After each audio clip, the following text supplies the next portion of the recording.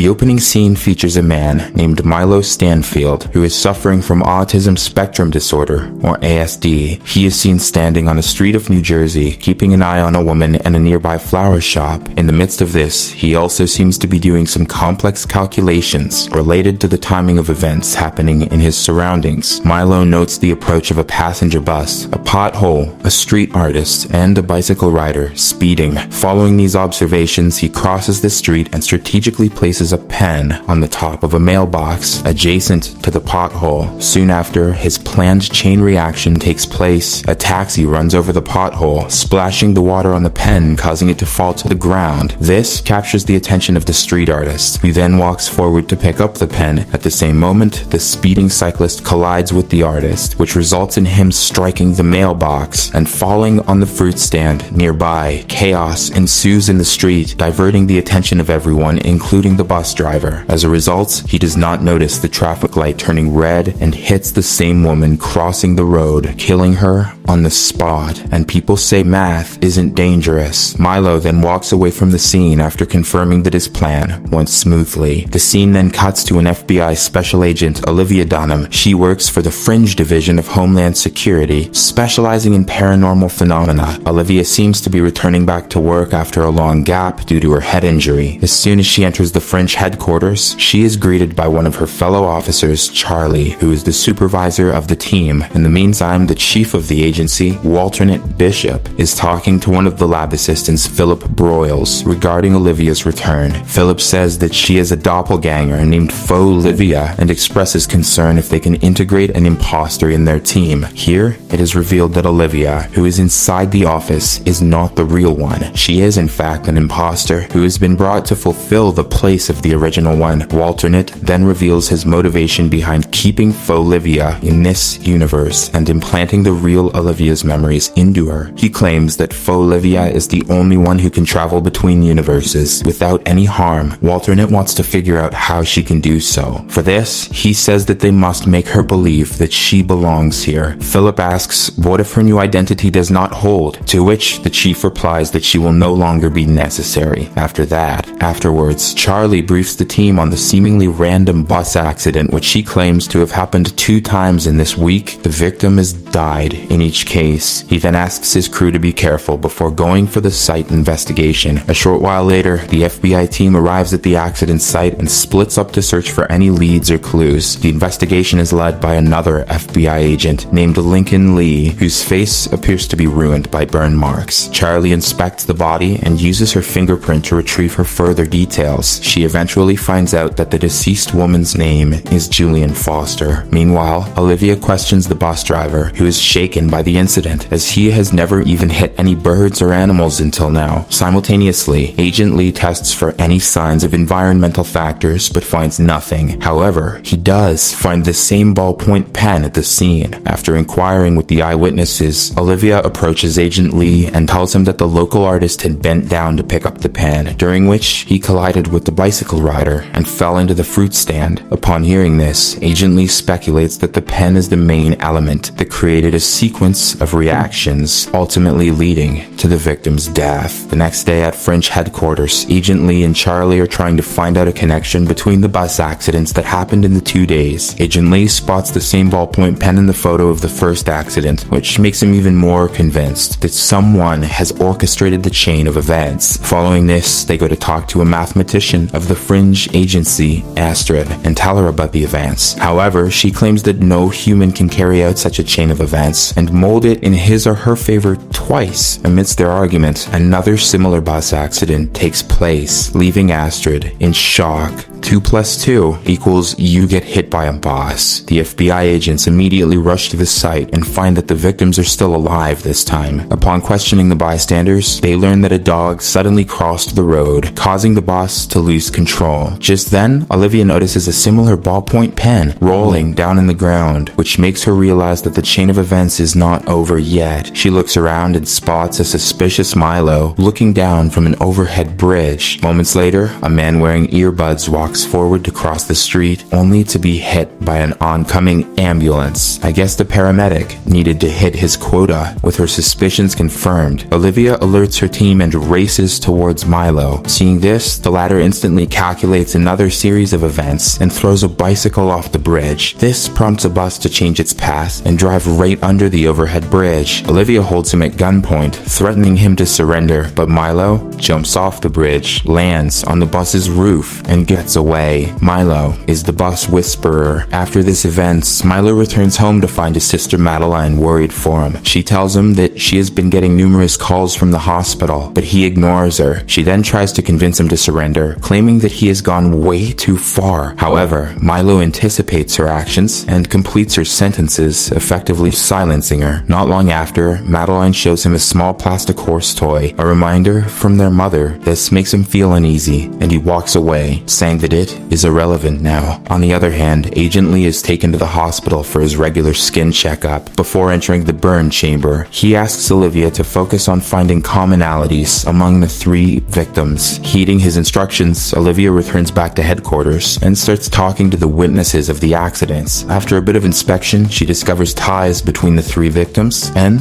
a medical center. All 3 of them were directly or indirectly related to this center. She shares her discovery with Charlie, and the two immediately head to this very medical center. Upon arriving there, Olivia notices that one set of patients are using the same ballpoint pens, as they are unable to cope with digital devices. iPads make them eye-mad. Later, they meet Dr. Levin, a chief doctor who recognizes all 3 victims of the bus accidents. After briefing them on some details about the victims, Dr. Levin explains that they have been helping mentally challenged patients with experimental processes to boost their intelligence. He also shows them video footage of their patients, in which Olivia spots Milo. Upon inquiring about him, Dr. Levin responds that he is one of their patients who also went through the same drug trial that boosted his IQ exponentially. He goes on to say that Milo was released from the hospital under supervision of his sister, and that he was scheduled to return back in order to reverse the experimental process. But now, he is not responding to their calls, and he is killing everyone who is trying to take control of him. After learning about Milo's sister, the FBI agents decide to pay her a visit. Unbeknownst to them, Milo is keeping a close eye on Olivia, noting every single pattern of her movements and predicting her next move. Later on, Charlie and Olivia arrive at Milo's place, where they are greeted by Madeline. They ask her about Milo's whereabouts, but she claims to be unaware of them, sensing that she is hiding something. The agents tell her about the crimes he has committed and how dangerous it is to let him roam free. While Charlie goes to investigate Milo's room, Olivia shares about her late sister, revealing how they used to care for one another. This comforts Madeline enough to share more details about her brother. She explains that Milo is able to predict the outcome of numerous events down to the smallest detail, and that she can break Milo's concentration only by showing him the toy horse. Whenever he sees Bullseye, he gets a Woody. Olivia eventually manages to persuade her to disclose anything she knows, emphasizing that they are concerned for civilians, as well as Milo's safety. Madeline then hands her a note revealing the location of the hotel that Milo is currently staying at. After this, Olivia and Charlie discuss plans with Astrid on how to capture Milo. However, they soon realize that any plan would be futile because he can predict their every move. As a result, they opt to approach the hotel directly without any backup.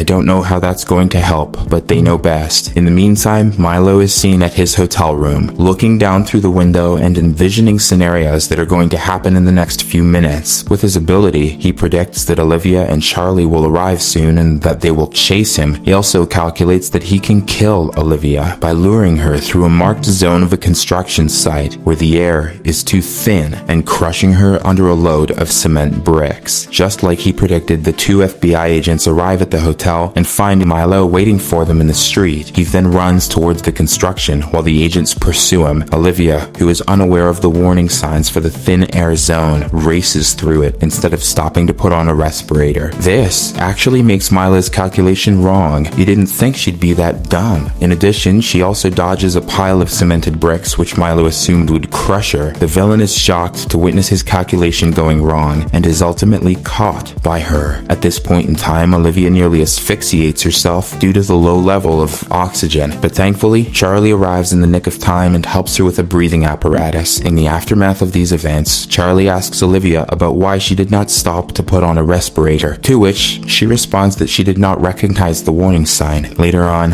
Olivia brings Madeline to the hospital, where Milo is seen interacting with a supercomputer. According to the doctor, the IQ-boosting drug has been in Milo's brain for too long, due to which they are unable to carry out the reversal process. Now, his mind has become so advanced that only machines can comprehend his thoughts. Saddened by this news, Madeline goes inside the room and leaves the toy horse in front of her brother. The same evening, Olivia is at her place when she experiences a vision of Peter, her boyfriend, from another universe. He tells her that she does not belong to this universe. In order to back up his claim, he reminds how her lack of knowledge regarding this universe saved her life earlier. According to him, she would have died if she had recognized the warning signs and stopped there. Peter encourages her to try recalling all of her memories and also kisses her before vanishing. Subscribe for more videos like this, turn on notifications, and leave a like to help the channel out. Thank you for watching.